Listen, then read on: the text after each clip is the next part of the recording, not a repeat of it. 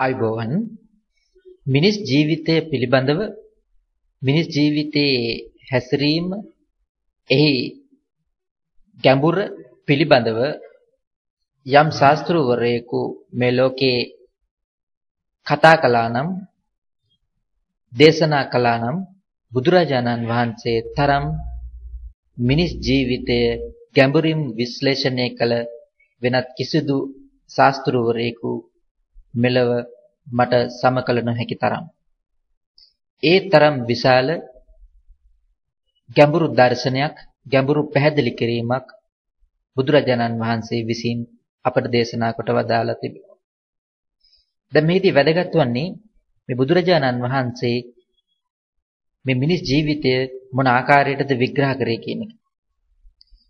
මේදී අපිට මිනිස් ජීවිතේ කොටස් තුනක් පිළිබඳව කතා කරන්න පුළුවන්.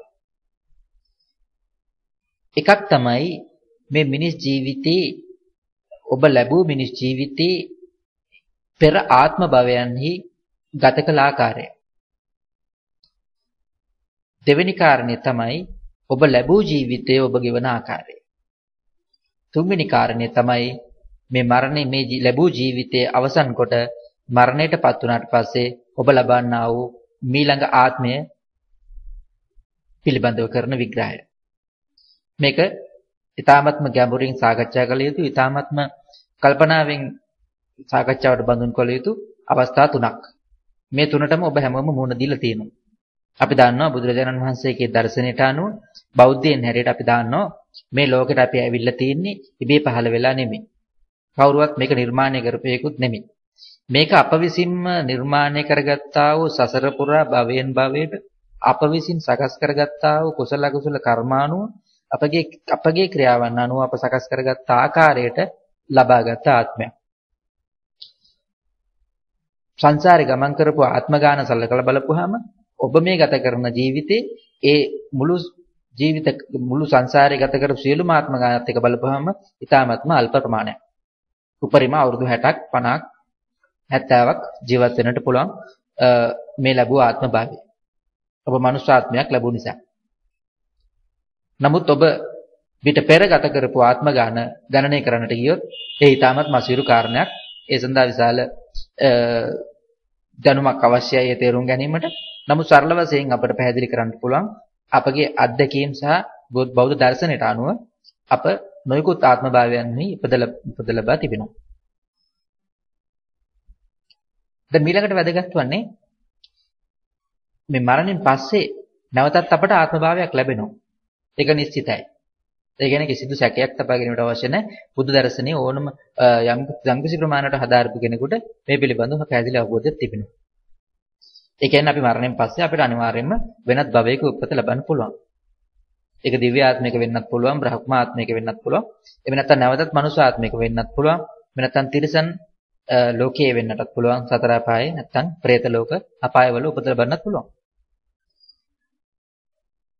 ඉතින් දැන් මා උත්සාහ කරන්නේ මේ ආකාරයට මේ බුදුරජාණන් වහන්සේ දේශනා කරපු මේ ධර්ම දේශනා නැවත ඔබට විග්‍රහ කිරීමට නොවේ. ඒ සඳහා මටත් වඩා දැනුමින් උසස්, ගුණයෙන් උසස් අපගේ ගෞරවනීය ස්වාමින් වහන්සේලා ඒ පිළිබඳව මනවින් විග්‍රහ කරනවා, නිතර ධර්ම දේශනා කරනවා. ඒ නිසා මගේ මේ උත්සාහය කිසිදු ධර්ම දේශනයක් කිරීමට නොවේ.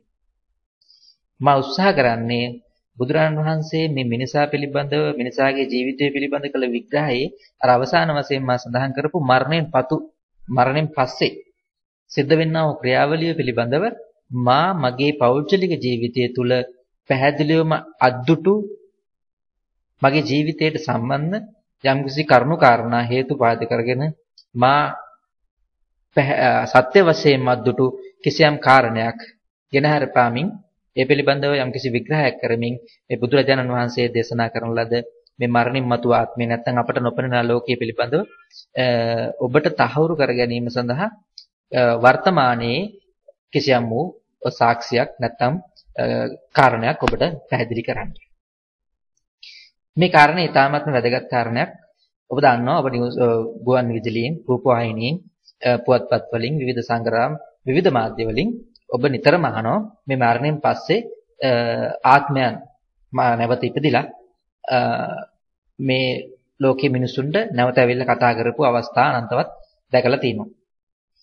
ඒ කියන්නේ පුනර්භවය කියන එක තම සුලභ දෙයක්. මොකද ඉන්දියාව වගේ රටවල ගත්තොත් එහෙම නිතරම මෙවැනි කාරණා අපිට අහන්න ලැබෙනවා. ලංකාවෙත් විවිධ ප්‍රදේශවල නොයෙකුත් තැන්වල විවිධ ආකාරයෙන් මේ මරණයටපත් වෙච්ච අයව නැවත ගෙන්නලා ඒ අයත් සමග කතා බහ කරපු අවස්ථා අනන්තවත් තිබෙනවා.